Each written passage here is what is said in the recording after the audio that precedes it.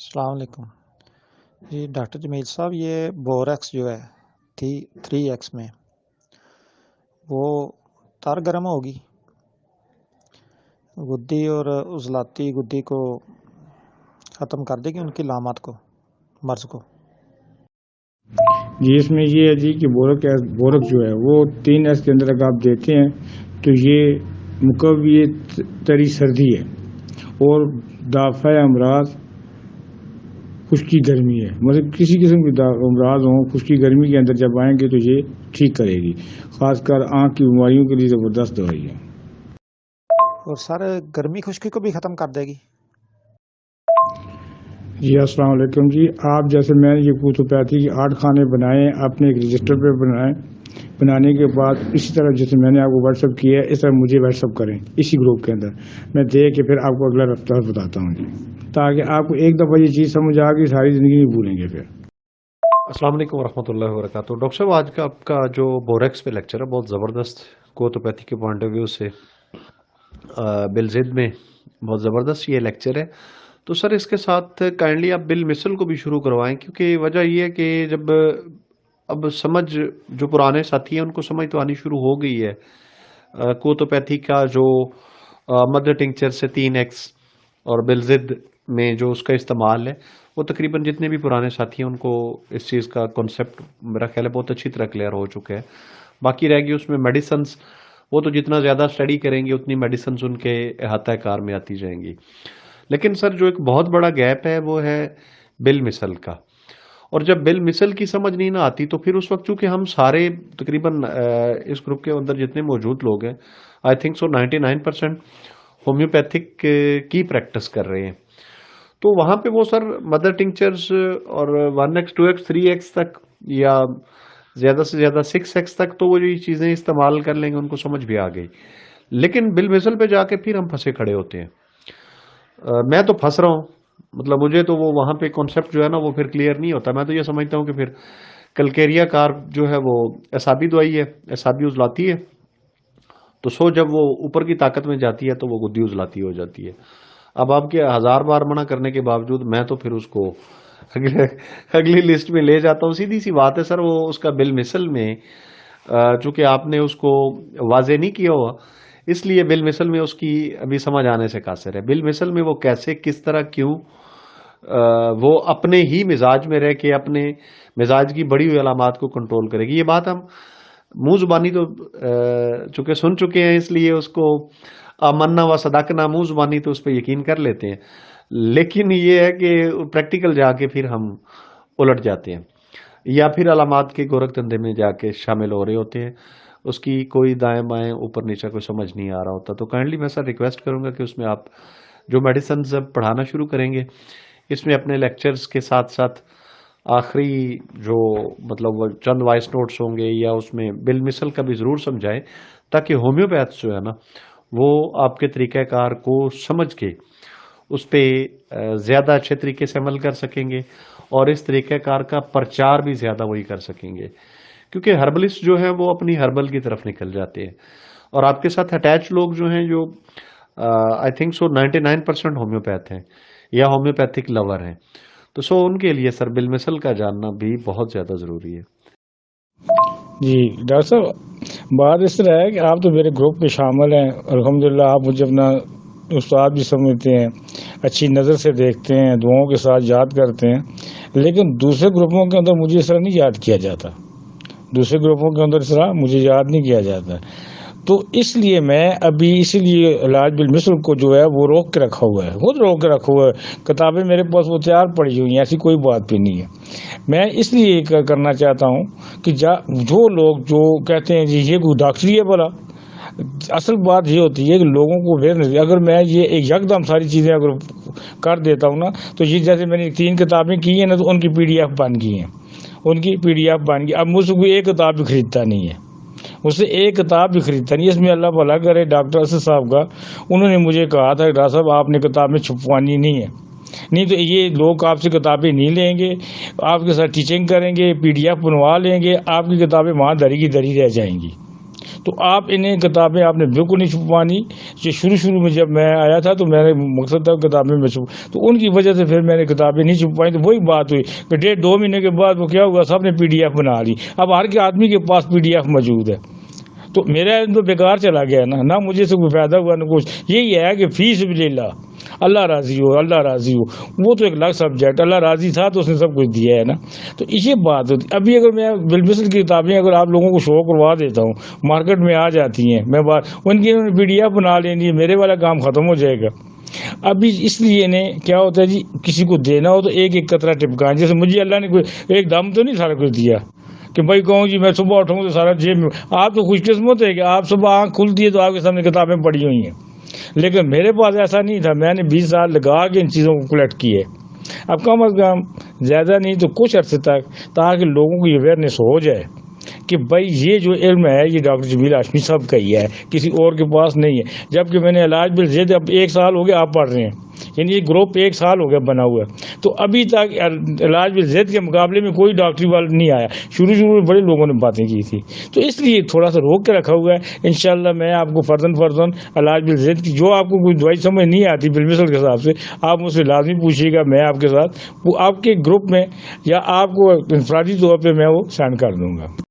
السلام علیکم ورحمۃ اللہ وبرکاتہ. جی استاد محترم، بالکل آپ نے درست فرمایا. حالات ایسے ہی ہیں اور آپ نے تجزیہ بھی بالکل صحیح فرمایا.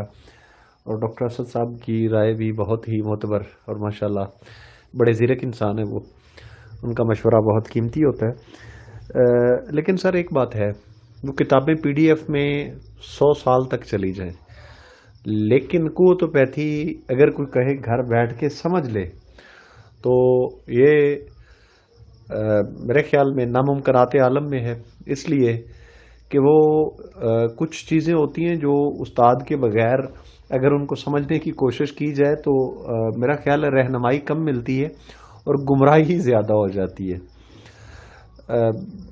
میں یہاں پہ یہ بات واشگاف الفاظ میں کہنا چاہوں گا کہ قوتوپیتھی کی خالی کتابیں پڑھ کے اس کو کوئی سمجھ نہیں سکتا. اور اگر سمجھنے کا دعویٰ کرتا ہے تو یہ اس کا بچپنا ہوگا. بچپنا اس لیے کہ وہ اس کو غلط سمجھے گا، اور جب غلط سمجھے گا تو اس کو غلط ہی انٹرپریٹ کرے گا اور غلط ہی آگے تشہیر کرے گا. اور نمبر 1 تو یہ ہے کہ میرے خیال میں چند صفحات پڑھنے کے بعد، اول تو PDF میں سر کتابیں ہر بندے کے ان باکس میں اتنی کتابیں پڑھی ہوتی ہیں، موبائل میں، دوسرا جو ہے وہ لیپ ٹاپس وغیرہ میں، اور کھولنے کی توفیق بڑی کم ہوتی ہے. لیکن ہارڈ کاپی جو ہوتی ہے اس کو انسان پھر بھی کبھی نہ کبھی دیکھ لیتا ہے، پڑھ لیتا ہے. بہت کم لوگ ہیں جو ڈیجیٹل میڈیا پہ پڑھتے ہیں. تو اس میں سر یہ ہے کہ وہ قوتوپیتھی کے معاملے میں تو آپ بے فکر رہیں. کتابیں بکنے کا الگ معاملہ ہے.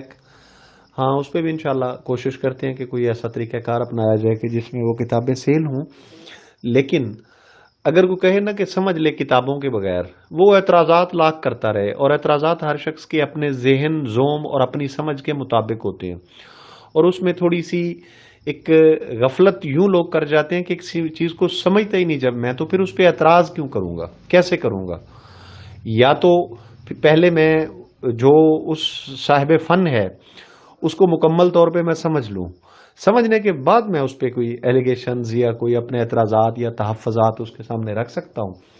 اس کو جانے بغیر تو پھر دیکھا جائے تو لوگ قرآن و حدیث پہ بھی اعتراض لگا رہے ہوتے ہیں، حالانکہ وہ تو کسی قسم کا اس میں نہ تو کوئی تبدیلی ممکن ہے. کیونکہ اعتراض اگر نہ لگا رہے ہوتے تو اتنے مسلک اور اتنے فرقے کب اور کیوں ہوتے، جواز ہی کوئی نہیں بنتا تھا. اس کا مطلب ہے کہ اس کو بھی جو حتمی علم ہے قرآن و حدیث کا، اس کو لوگوں نے غلط انٹرپریٹ کیا ہے، غلط سمجھا ہے، اپنے طریقے سے اس کی تشریح کرنے کی کوشش کی ہے. جس طرح سے اتارنے والے نے اتارا ہے اس طرح سے ہم نے سمجھا نہیں ہے، جس کا رزلٹ یہ نکلا ہے کہ آج اتنے مسالک اور اتنا یہ سب کچھ ہے. تو یہ اسی طرح جو دنیاوی علوم ہے، آج اگر ڈاکٹر ہانیمن کی ہومیوپیتھی کو اگر ہانیمن کو چھوڑ کے کو سمجھنا چاہے تو بہت مشکل ہوگا. وہ پریکٹس تو اس کی ضرور کرتا رہے گا لیکن اس کو مکمل سمجھ نہیں سکے گا. اس سے فوائد بھی لیتا رہے گا لیکن بنا سمجھے اسے پتہ نہیں چلے گا کب کیوں کیسے ہو گیا. اور اگر کوئی اعتراض کرتا ہے اس پہ اور وہ اس نے ہانیمن کی ایک کتاب بھی نہیں پڑھی تو پھر یہ اس کا اعتراض ایک جہالت ہی ہوگا. تو اسی طرح سر یہ کہ کوتوپیتھی کے پوائنٹ آف ویو کو آپ مطلب لکھاری ہیں اس کے، آپ محقق ہیں اس کے، ریسرچر ہیں اس کے، اگر آپ سے سیکھے اور سمجھے بنا اس پہ اعتراض کرتا ہے تو یہ تو میرے خیال میں خالی کچھ لوگوں کو ویسے ہی نا مطلب کثر ہوتی ہے. اور ڈاکٹر ثناء اللہ صاحب کہا کرتے ہیں کہ کیڑا صرف امرود میں نہیں ہوتا، تو بس وہ والی بات ہے اور کوئی بات نہیں.